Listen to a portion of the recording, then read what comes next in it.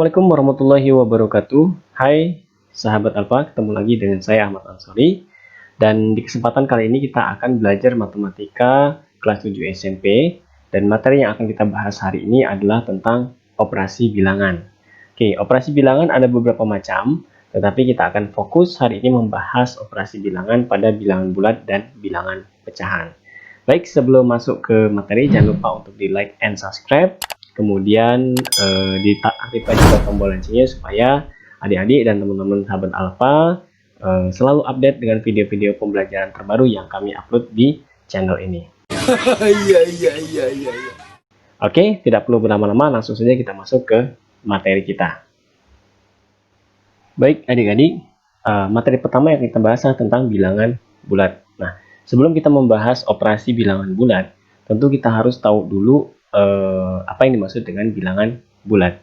Jadi bilangan bulat dibagi menjadi 3, ada bilangan bulat positif, bilangan bulat 0, dan bilangan bulat negatif. Nah, coba adik-adik perhatikan garis bilangan berikut. Bilangan positif itu adalah bilangan yang berada di sebelah kanan angka 0. Ya, sedangkan bilangan negatif itu adalah bilangan yang ada di sebelah kiri angka 0. Sedangkan angka 0 itu sendiri itu disebut dengan bilangan cacah. Gitu ya. Oke, nah bagaimana sih operasi bilangan bulat? Ada beberapa yang kita bahas. Yang pertama adalah operasi bilangan penjumlahan dan pengurangan. Coba adik-adik perhatikan garis bilangan berikut. Nah, di situ diketahui ya, garis dari negatif 1 sampai ke 6 itu kan arahnya ke sebelah kanan. Jadi kalau arah panahnya ke sebelah kanan itu artinya dia bernilai positif. Nah, coba perhatikan ya. Kenapa angka 7? Kita lihat hitung dari sini. Ya, dari sini 1, 2, 3, 4, 5, 6, 7. Makanya dia bernilai 7.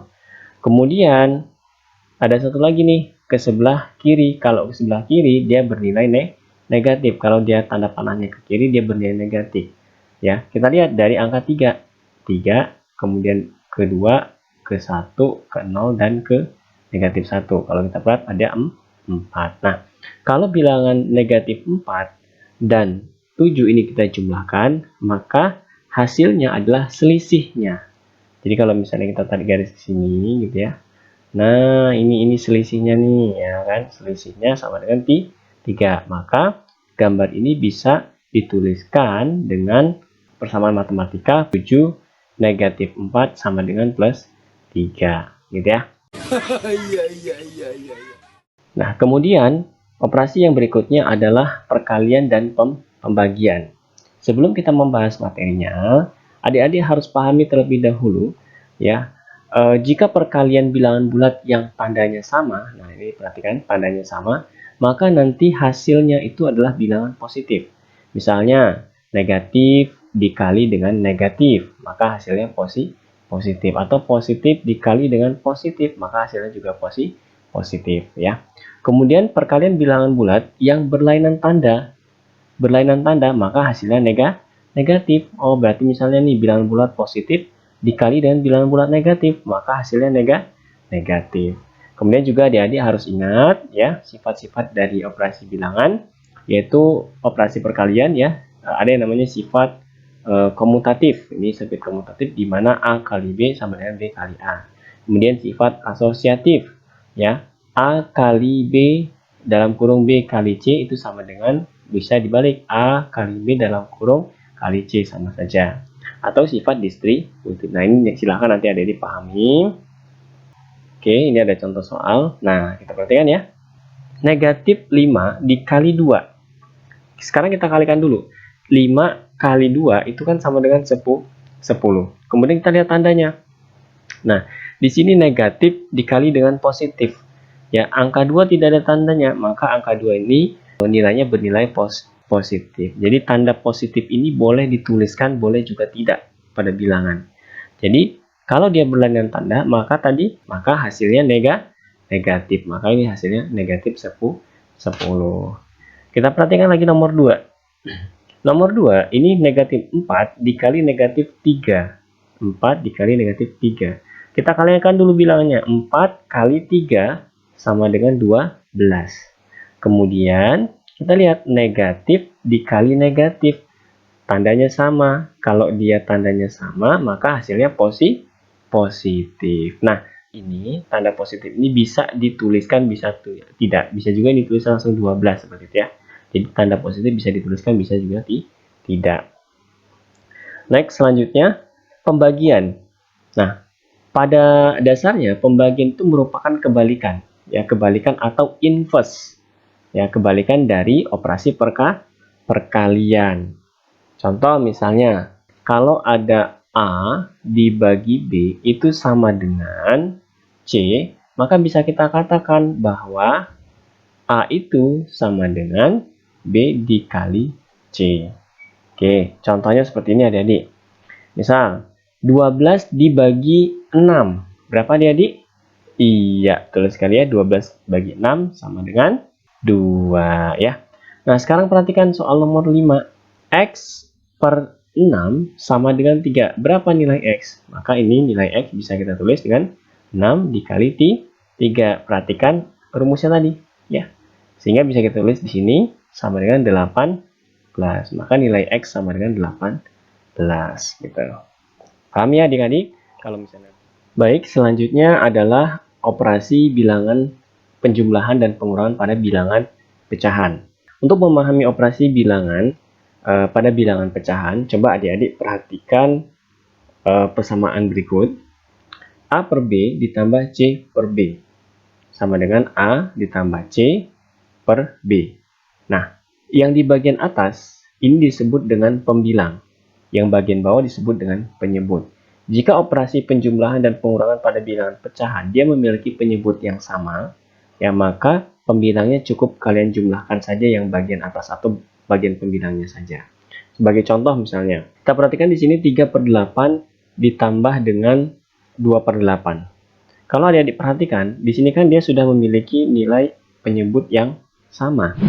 Ya, sehingga nanti ini langsung kita operasikan saja.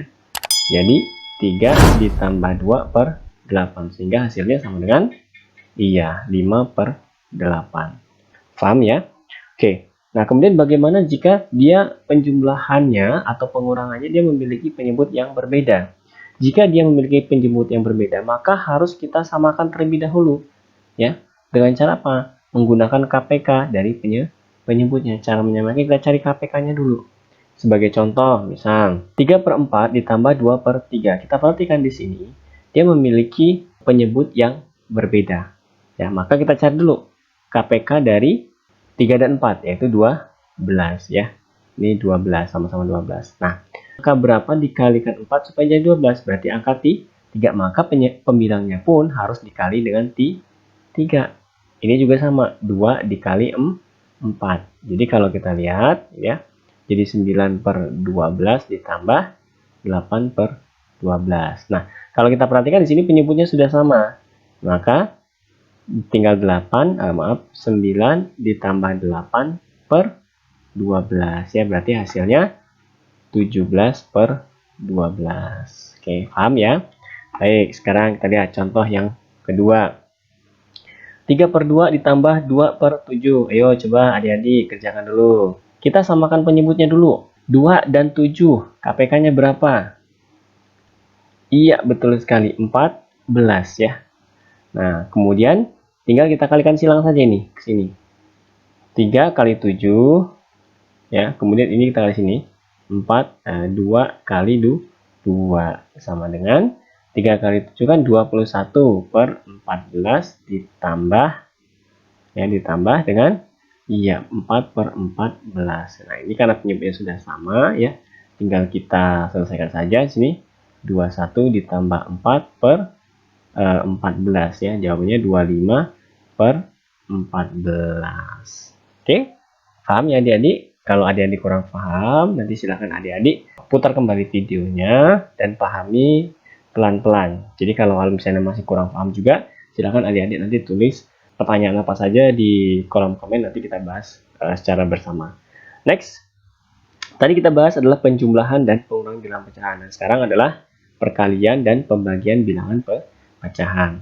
Yang pertama adalah perkalian bilangan pecahan. Perhatikan, jadi kalau misalnya ada A per B dikali C per D, maka pada perkalian pembilang dan penyebutnya kita kalikan. Jadi pembilang dikali pembilang, penyebut dikali penyebut, ya, seperti ini.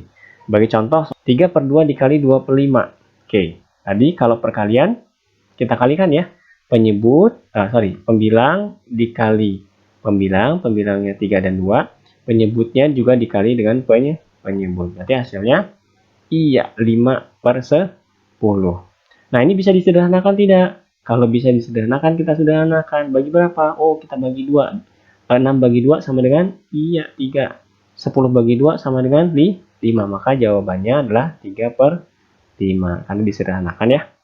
Yang berikutnya adalah pembagian bilangan pecahan. Oke. Untuk pembagian bilangan pecahan, ya, misalnya nih ada A per B dibagi C per D. Maka pembagian ini kita ubah dia ke dalam bentuk perkalian. Caranya seperti apa? Caranya bilangan pecah di bagian belakang, ya. Ini kita balik sehingga A per B dikali D per C. Nah, kalau sudah dapat bentuk perkalian, tinggal pembilang kali pembilang, penyebut dikali penyebut. Oke, contoh ya, biar ada yang lebih paham. 3 per 2 dibagi 2 per 7. Nah, ini bisa kita tulis 3 per 2 dikali, nah ini dibalik ya. Jadi 7 per 2. Pembilang kali pembilang, ya. Kemudian penyebut kali penyebut. Sehingga dapatlah 21 per 4. Paham ya? Oke, satu contoh soal lagi deh, biar adik-adik tambah paham. Coba adik-adik pause, kemudian adik-adik kerjakan dulu. Oke, kita lihat 3 per 4. Kita buat dia ke dalam bentuk perkalian. Caranya gimana? Yang bagian belakang kita balik jadi 3 per 2. Ya. Kalau sudah dapat seperti ini kan enak nih. 3 kali 3 ya. 3 kali 3 dibagi dengan 4 dikali 2. Sama dengan, iya, 9 per 8. Kalau bisa sederhanakan. Kalau nggak bisa, cukup sampai di sini. Oke, adik-adik, cukup sekian materi bilangan bulat dan bilangan pecahan kita pada hari ini. Kalau misalnya adik-adik nanti kurang paham, silakan adik-adik putar kembali videonya dan pahami dengan pelan-pelan. Kalau masih ada pertanyaan, silakan adik-adik tulis di kolom komentar, nanti akan kita bahas secara bersama di video selanjutnya. Oke, terima kasih atas perhatian kalian. Jangan lupa untuk like and subscribe ya, dan aktifkan juga tombol loncengnya supaya adik-adik update terhadap video-video terbaru yang kita upload di Alpha Channel. Terima kasih. Assalamualaikum warahmatullahi wabarakatuh.